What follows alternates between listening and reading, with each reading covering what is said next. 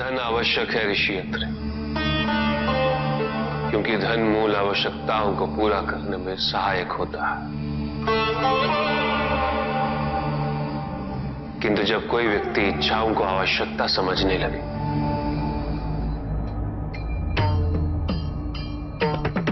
तो धन कितना ही क्यों ना पर्याप्त नहीं होता, क्योंकि इच्छाएं अंतहीन है। इसलिए मनुष्य कभी ना समाप्त होने वाली इच्छाओं की पूर्ति हेतु धन संचय को ही अपने जीवन का लक्ष्य समझ लेता है।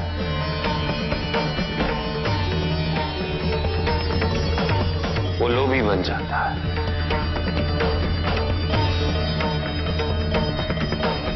वो भूल जाता है कि उसके जीवन का मुख्य लक्ष्य ईश्वर के समीप आना है।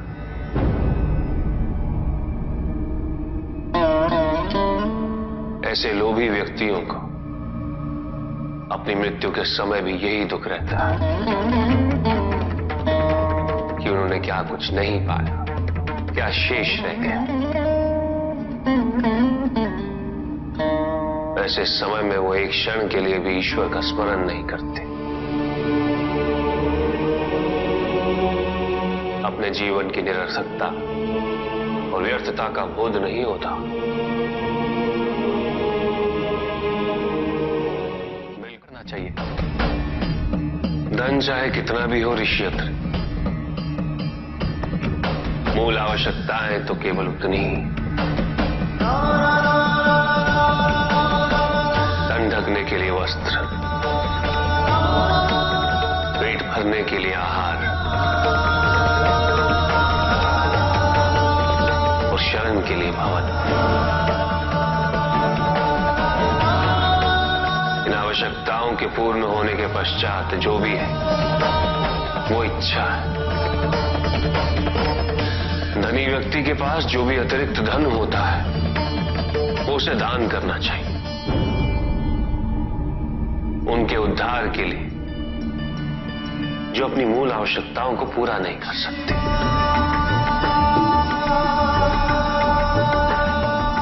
ऐसा करने से संसार में समानता होगी, द्वेष नहीं होगा, सद्भावना बनी रहेगी।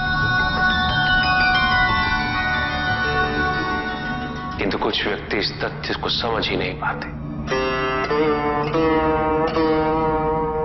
उन्हें अपने एकत्रित किए हुए धन से इतना मोह हो जाता है कि वो उसका एक अंश भी किसी और को नहीं देना चाहते।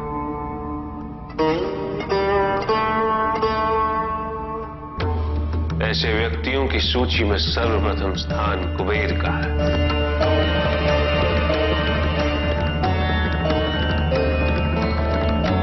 इस संसार में सबसे अधिक धन उन्हीं के। शक्तिशाली बनना अत्यंत कठिन है, किंतु उससे भी कठिन होता है शक्तिशाली बने रहना। और इसके लिए आवश्यक है कि हम शक्तियों से प्राप्त हुए उत्तरदायित्व का सम्मान करें।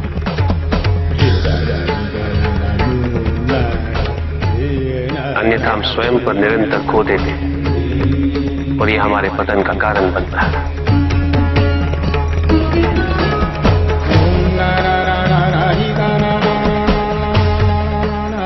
युद्ध में की गई भूल और उपलब्धियों से कुछ न कुछ सीखना आवश्यक है कार्तिक।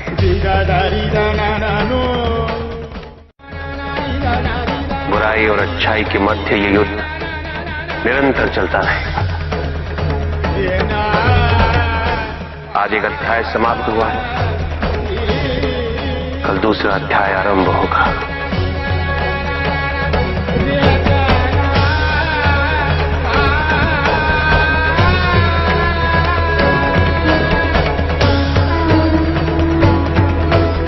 जब तक इस समस्त संसार में बुराई है तो अच्छाई भी होगी,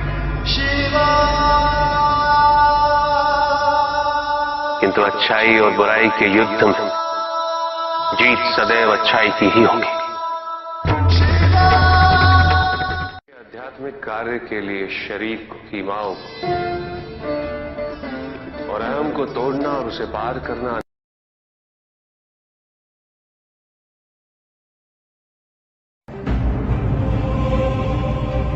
मेरा अपराध क्या है प्रभु? तुम्हारा अपराध था एक त्रिदेव को दूसरे से बड़ा समझना, उनमें भेद करना, उनमें तुलना करना।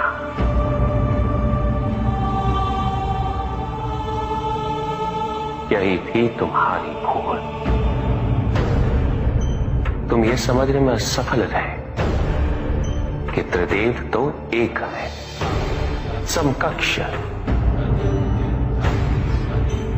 कोई भी किसी से बड़ा नहीं और कोई किसी से छोटा नहीं, कोई भी किसी से अधिक महत्वपूर्ण नहीं और कोई भी किसी से कम महत्वपूर्ण भी नहीं। तुमने जो कुछ भी किया वो भक्ति नहीं थी निकस।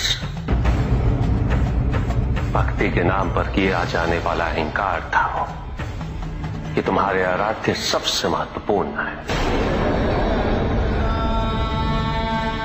कैसे भक्त हो तुम मेरे, जो ये भूल गए कि तुम्हारे आराध्य के भी आराध्य नारायण।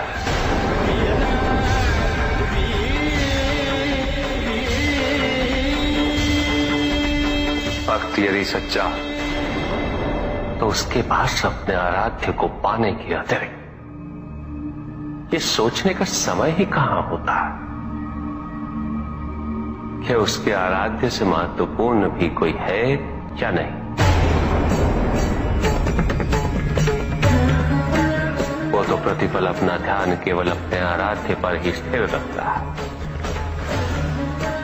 और जब ऐसा होता है निकस तो ना तुलना होती है, ना प्रतिस्पर्धा होती है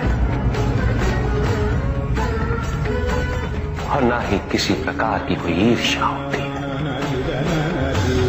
बात तो केवल आनंद की अनुभूति ही विद्यमान होती है।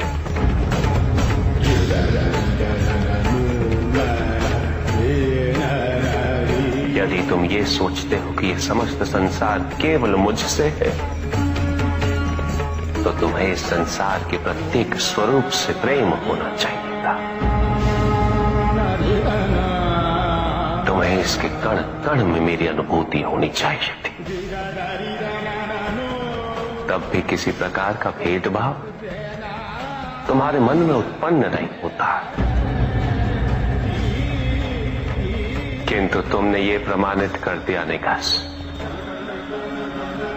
कि अपने आराध्य के प्रति तुम्हारी भक्ति